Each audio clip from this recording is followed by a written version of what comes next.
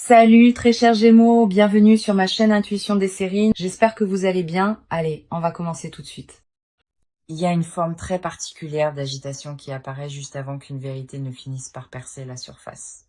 Ce n'est pas exactement de la peur, et ce n'est pas non plus de l'excitation. C'est comme se tenir dans un couloir avec deux portes, en sachant que l'une d'elles est sur le point de s'ouvrir, que tu sois prêt ou non. Si dernièrement tu as remarqué ce bourdonnement sourd et persistant sous chaque chose, un petit parasite dans tes pensées, une petite tension dans ta poitrine, euh, je veux que tu saches que ce n'est pas anodin. Ce n'est pas toi qui es trop sensible ou qui réfléchis trop. C'est ton intuition qui capte quelque chose avant que ton esprit conscient n'en ait le langage. Bonjour à tous, bienvenue de nouveau. La lecture d'aujourd'hui est pour toi. Et je vais être honnête avec toi d'emblée. Celle-ci frappe fort. Avant d'aller plus loin, mon rappel habituel. Ceci est une lecture générale destinée à la réflexion, à la guérison et au divertissement. L'énergie est sélective, elle peut donc ne pas s'appliquer à chacun de ceux qui regardent. Prends ce qui résonne et mets doucement de côté ce qui ne résonne pas. Rien ici ne remplace un conseil professionnel. Considère ceci comme un miroir, pas comme un verdict.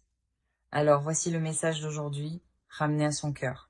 En ce moment même, tu es sur le point d'apprendre toute la vérité, et cela les dérange bien plus que tu ne le réalises que tu es avancé dans ta vie. Tirons le rideau ensemble.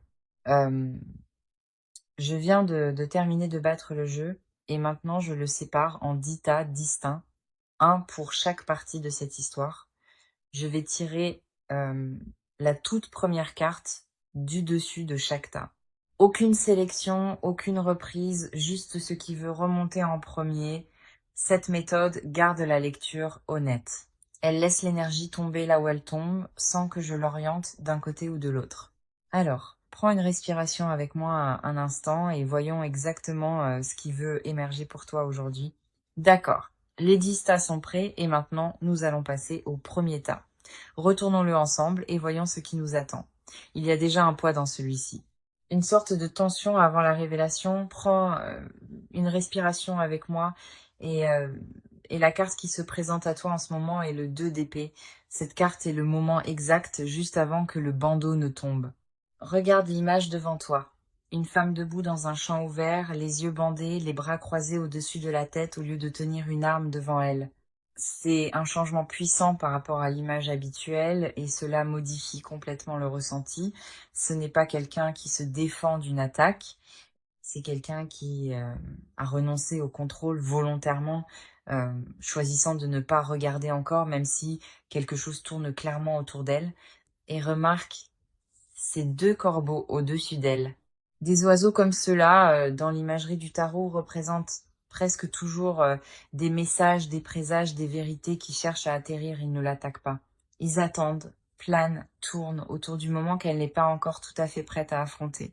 C'est exactement là que beaucoup de cette énergie se situe en ce moment, entourée de signes, de murmures, de choses presque à portée de main, mais choisissant encore, consciemment ou non, de garder le bandeau un peu plus longtemps. Voici ce que les gens comprennent souvent mal à propos de cette carte.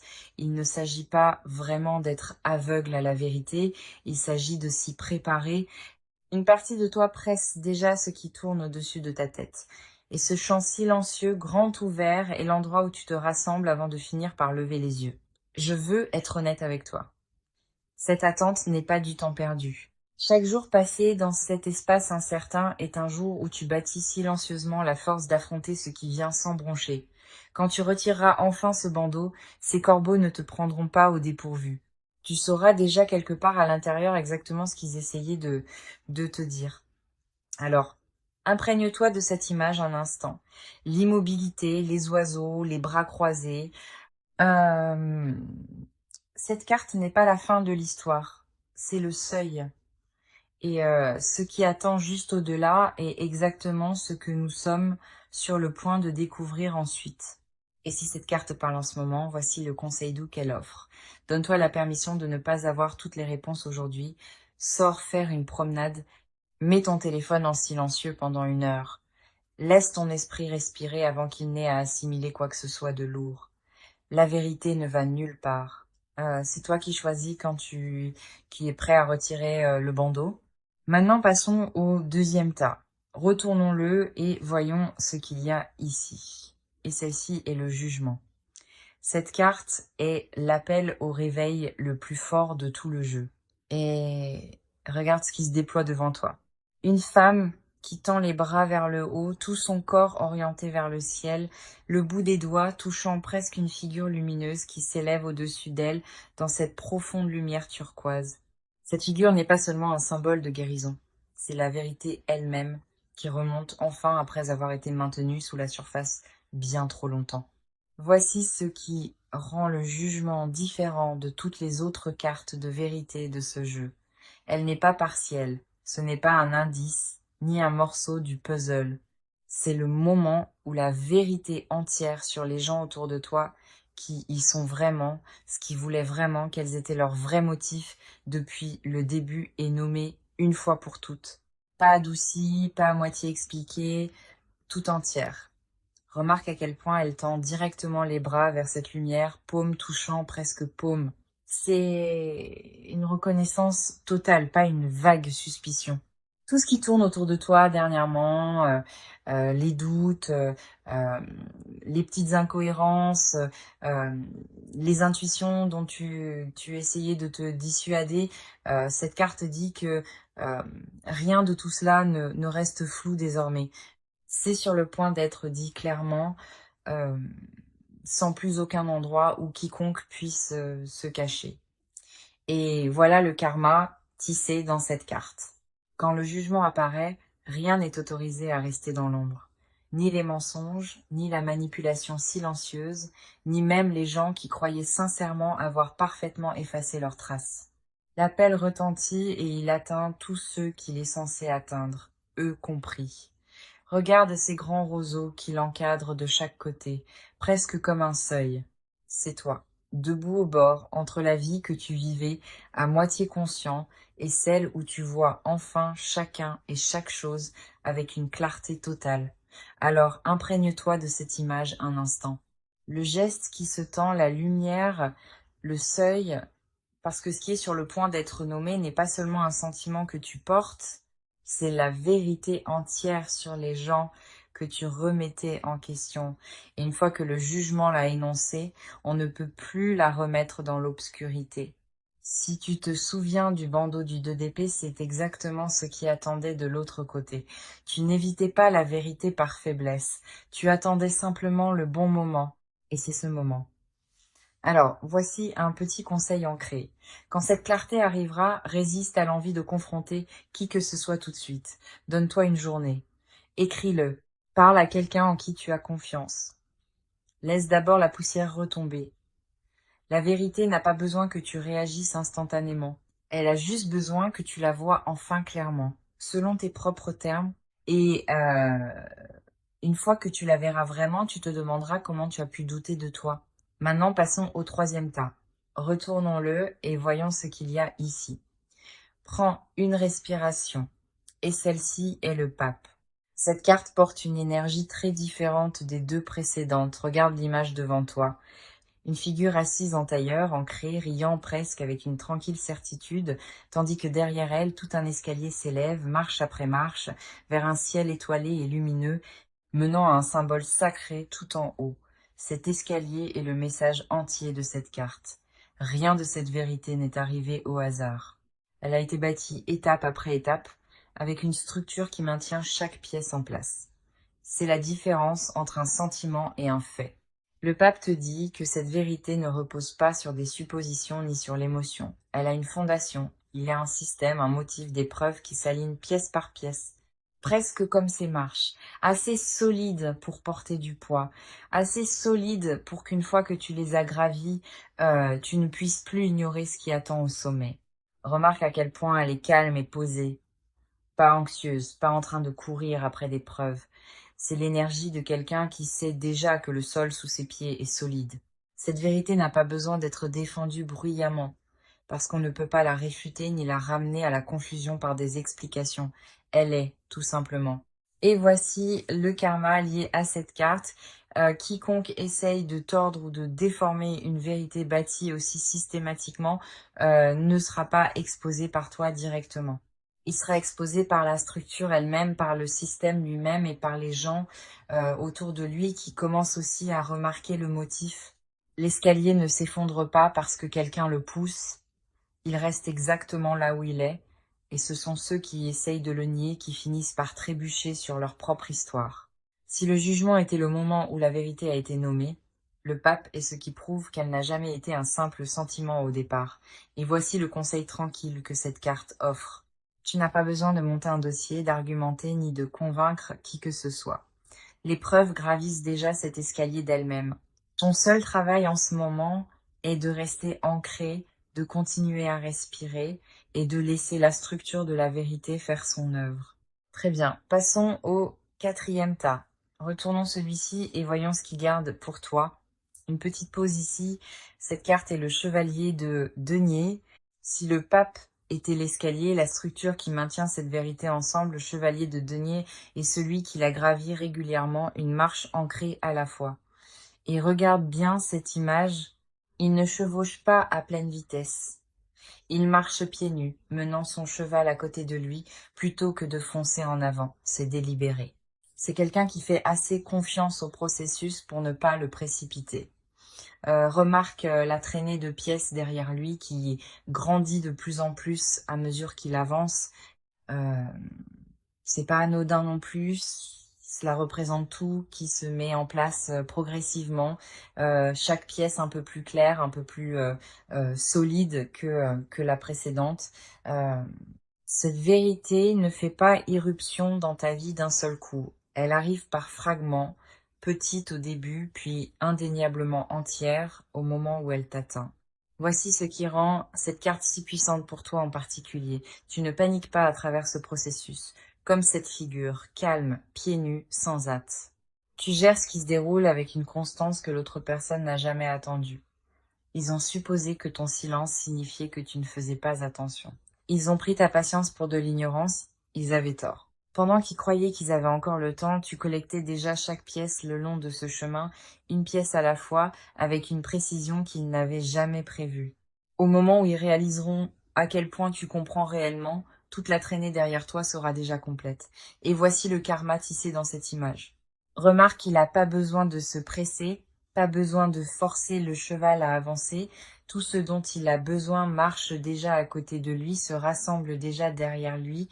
Il n'y a aucune précipitation vers la confrontation ici, parce que chaque pièce se met en place exactement au moment où elle est censée le faire. Alors, prends une respiration avec celle-ci. Laisse-la te rappeler que lent ne veut pas dire inconscient.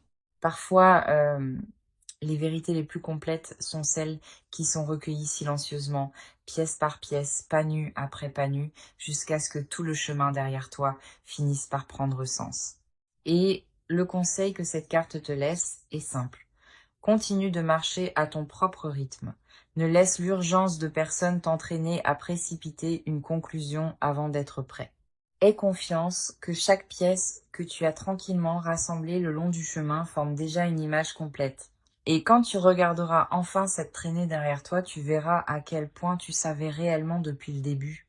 D'accord, passons au tas numéro 5. Retournons celui-ci et voyons ce qui attend. Cette carte est le mat. C'est la carte qui change tranquillement tout le ton de cette lecture. Et je veux être prudent avec elle, parce que le mat ne te traite pas d'insensé, loin de là. Cette carte pointe droit sur eux, sur la façon dont ils t'ont vu depuis le tout début. Ils ont regardé ton ouverture, ta disposition à faire confiance, ta patience avec les gens, et l'ont prise pour de la faiblesse. Ils ont supposé que parce que tu accordais le bénéfice du doute, tu ne remarquerais jamais rien, ne questionnerais jamais, ne rassemblerais jamais les pièces. Ils ont vu quelqu'un de facile à exploiter. C'était leur erreur de calcul fondamentale. Et tout ce qui remonte en ce moment, toute la vérité que nous traversons avec ces cartes, prouve exactement à quel point ils avaient tort. Ton ouverture n'a jamais été de la naïveté, c'était de la patience. Il y a une différence entre quelqu'un qui ne voit pas et quelqu'un qui choisit de continuer à observer silencieusement avant de dire quoi que ce soit. Voici le karma tissé dans cette carte. La personne qui sous-estime son adversaire est toujours celle qui est frappée le plus fort quand la vérité éclate enfin. Ils ont passé tant de temps à supposer que tu étais le dernier au courant. Ils ne se sont jamais préparés à la version de toi qui comprenait déjà bien plus que tu ne le laissais paraître.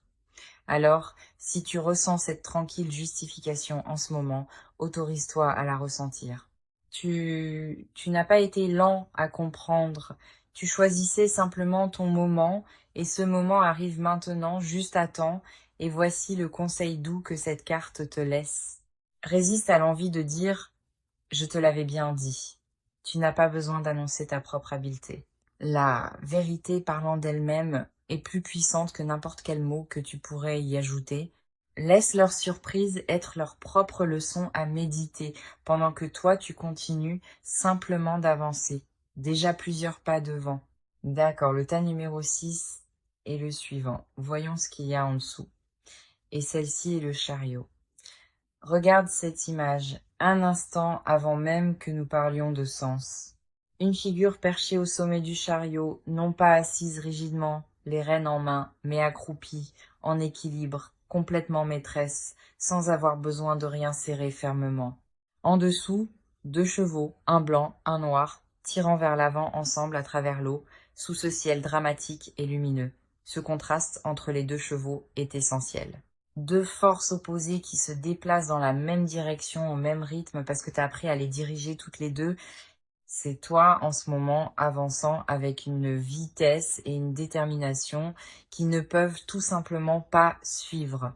Remarque à quel point il paraît sans effort là-haut.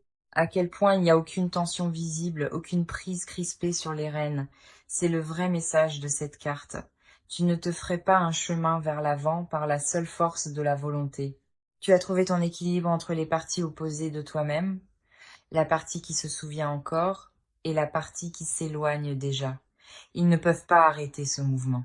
Ils ne peuvent même pas vraiment le comprendre. Et, euh, et cette confusion est exactement ce qui les ronge le plus.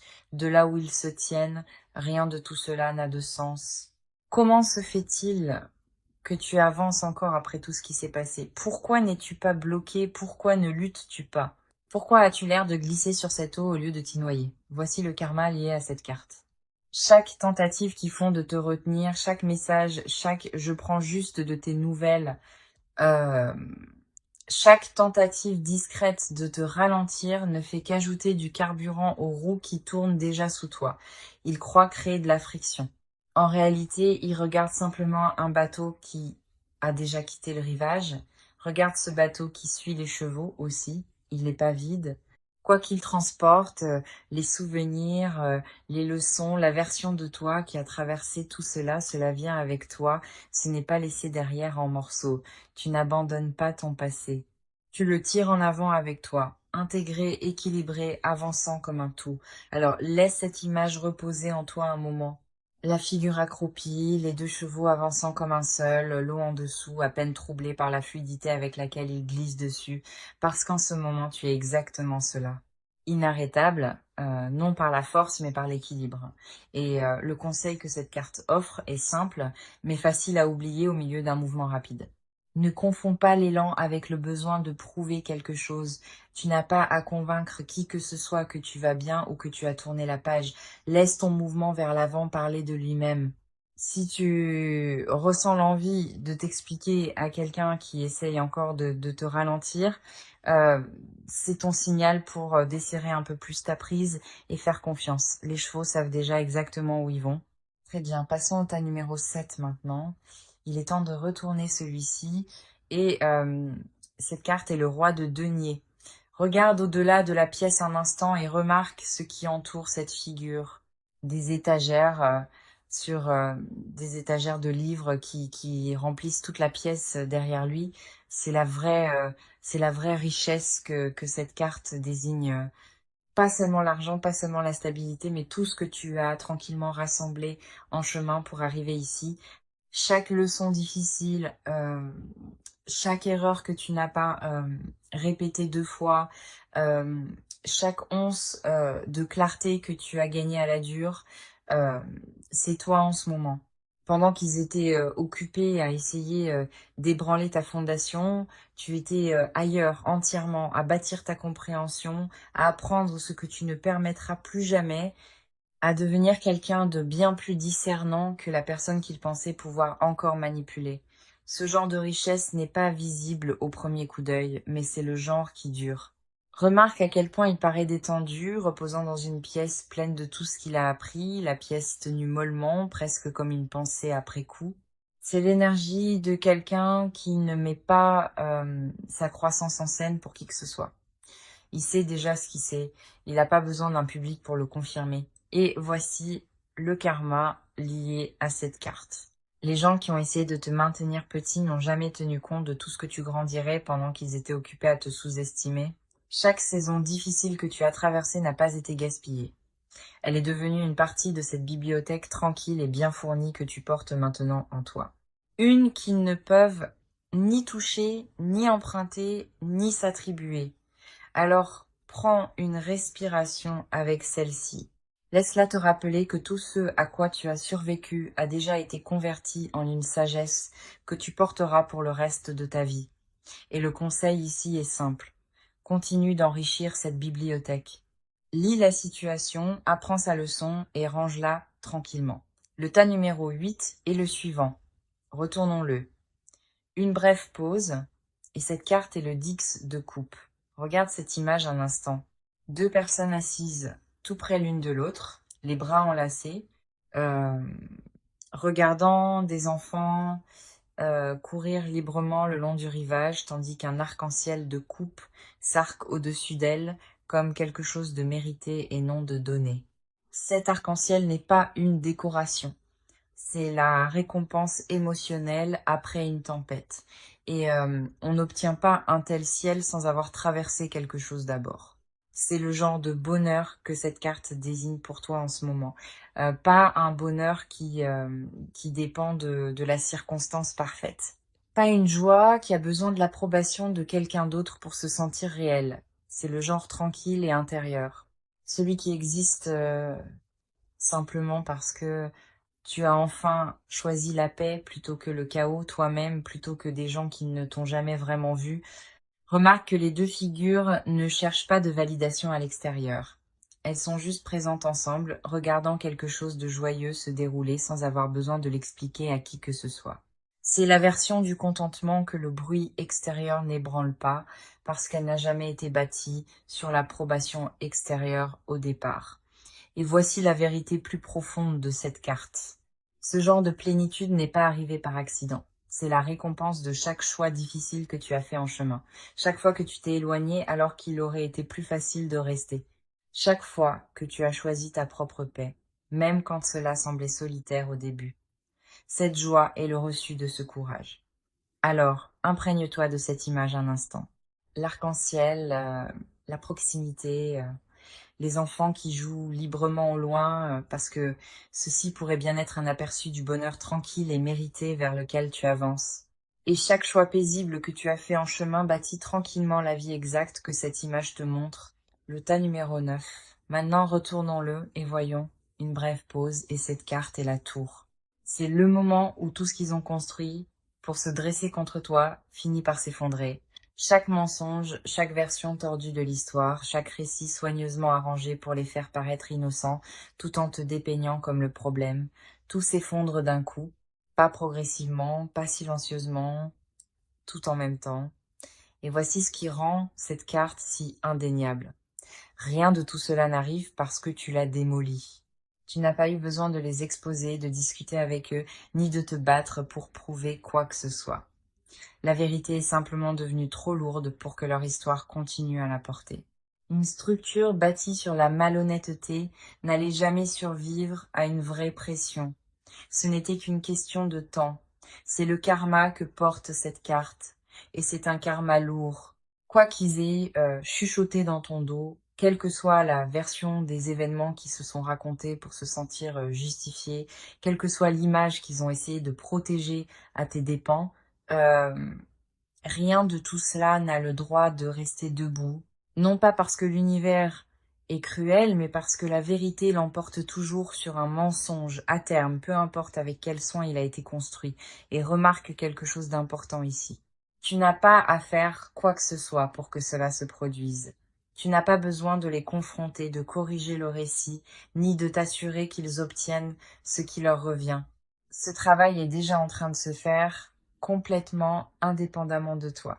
Ton seul rôle dans cet effondrement est simplement d'exister de l'autre côté, indemne, déjà en train d'avancer. Alors, laisse cette carte se poser un instant. Euh, et parfois, le genre de justice le plus puissant n'est pas bruyant. Il n'a pas besoin de ton implication du tout. Il a juste besoin de temps. Et que la vérité fasse enfin ce à quoi les mensonges ne pouvaient jamais survivre. Et maintenant, le dernier tas. Retournons celui-ci ensemble. Une profonde respiration avant la révélation. Et la dernière carte est le roi de coupe. C'est la carte finale et elle pourrait bien désigner l'un des genres de karma les plus puissants de tout ce tirage, alors qu'ils sont peu être encore pris dans la frustration, incapables de comprendre pleinement pourquoi rien de ce qu'ils ont fait n'a réussi à t'ébranler. Euh, cette carte suggère que tu as le potentiel de te tenir dans un lieu de véritable maîtrise émotionnelle. Pas nécessairement de la colère, pas nécessairement euh, un besoin de vengeance, pas un besoin de prouver quoi que ce soit à qui que ce soit. Ce genre de calme, si tu peux le trouver, ne serait pas passif. Il ne signifierait pas prétendre que tout va bien. Il serait quelque chose de plus proche d'une paix méritée. Le genre qui pourrait venir de tout ce que nous avons traversé aujourd'hui. La patience du chevalier de denier, l'équilibre du chariot, la force tranquille qui se construit sous tout cela. Le roi de coupe montre peu être simplement où ce voyage est capable de mener si tu le laisses faire. Et voici quelque chose qui mérite réflexion. Si tu es capable d'accueillir ce moment avec constance plutôt qu'avec réaction, il pourrait ne rester que peu de choses que quiconque puisse utiliser contre toi. La rage ou l'effondrement pourrait donner à quelqu'un d'autre quelque chose à pointer du doigt, mais une paix tranquille et ancrée a tendance à ne rien laisser à quoi s'agripper. Cette carte semble suggérer que maîtriser tes propres émotions au milieu d'une tempête peut te placer dans une position plus forte. Non pas parce que tu essayes de gagner quoi que ce soit, mais parce que tu ne te bats plus pour quelque chose que tu possèdes peu, est déjà à l'intérieur de toi. Alors prends cette dernière carte davantage comme une invitation que comme une conclusion, une direction vers laquelle avancer à ton propre rythme, à ton propre moment. Et un petit conseil ici, avant de réagir à quoi que ce soit, marque une pause de 10 secondes d'abord, respire, laisse l'impulsion se calmer, puis choisis ta réponse avec intention. Cette pause est souvent l'endroit où la véritable maîtrise émotionnelle commence tranquillement. Alors, chère âme, si tu as traversé tout ce tirage avec moi aujourd'hui, du bandeau du 2 d'épée jusqu'à la force tranquille du roi de coupe, le message est clair. La vérité est déjà en mouvement, qu'ils y soient prêts ou non. Tu n'as pas besoin de la poursuivre, de la forcer, ni de dépenser une once d'énergie de plus à essayer de faire comprendre quoi que ce soit à qui que ce soit. Continue simplement de marcher sur le chemin où tu es déjà, lentement, régulièrement, pièce par pièce, pas à pas. Laisse la structure se tenir d'elle-même. Laisse la tour tomber d'elle-même. Et que ta paix soit la seule preuve que tu aies jamais à offrir. Comme toujours, prends ce qui a résonné avec toi aujourd'hui et laisse derrière toi ce qui n'a pas résonné. Cette lecture est destinée à la réflexion et à la guérison, non à remplacer ton propre jugement ni un accompagnement professionnel. Si une partie de ceci t'a touché, écris le mot ancré dans les commentaires ou dis-moi simplement quelle carte a le plus touché juste chez toi. Je les lis tous. Et si tu es nouveau ici, appuie sur s'abonner pour ne pas manquer ton prochain message. Merci beaucoup d'avoir passé ce moment avec moi aujourd'hui. Et cela signifie vraiment beaucoup que tu aies choisi de t'asseoir avec cette lecture. Prends soin de toi, sois doux avec ton cœur et je te retrouve dans la prochaine vidéo. À bientôt.